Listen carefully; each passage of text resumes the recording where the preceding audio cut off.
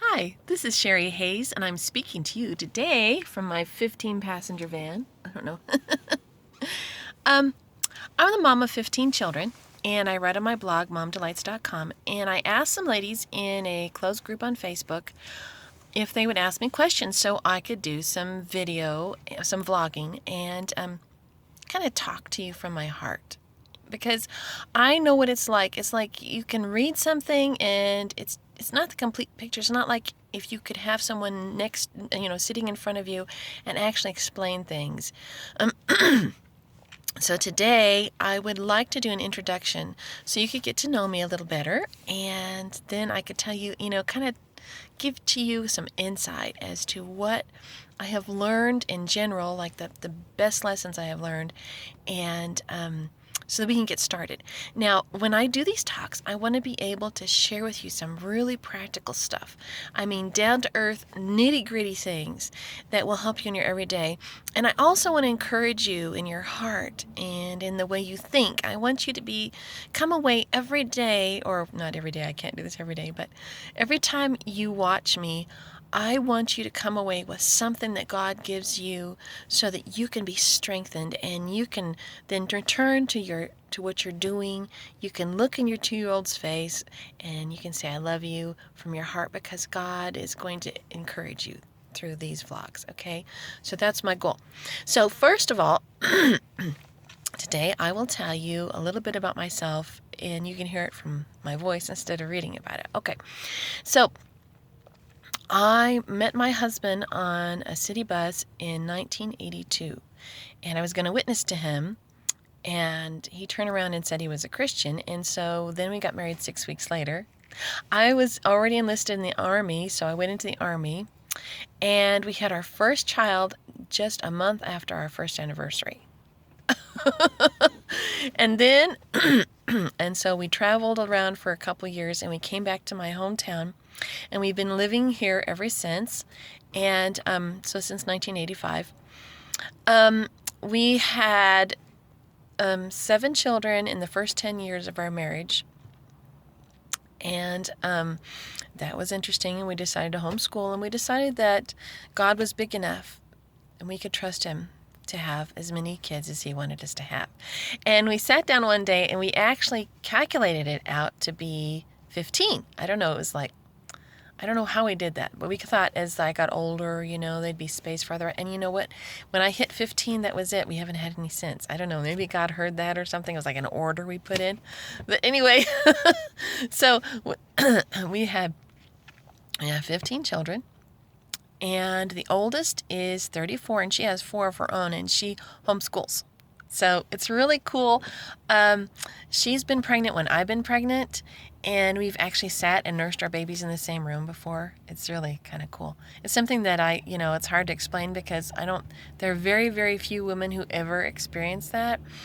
But anyway, so I've homeschooled for all these years. Now we have a whole bunch of grandkids, and I'm still homeschooling the youngest 5. So I have currently, I'm homeschooling a 17 down to an 8-year-old. And we have 2 young adults that still live in our house, and then we have those 5. So there are only 9 of us in the house. And when I say only, I know it's like, you only have 9 in your house, but they don't know. At one point, we had 16 in our house. We have a 3,500 square foot house with 6 bedrooms and 4 bathrooms. But we didn't always have that. At one point, we had, we had 9 children in a house that was 935 square feet. It didn't even have a garage or a storage shed. And so everything we had in that house was it. And I know about doubling up in bed. I know about every strategy you can think of. We moved to an 1,800 square foot house from there, and we thought we were in a castle. But, excuse me, we had 3 more children in that house. So we had 12 and 1,800 square feet. And we did kind of have them packed in like sardines in some ways. We had like big living spaces, but the bedrooms were like kind of, So I did have a sun porch, which helped.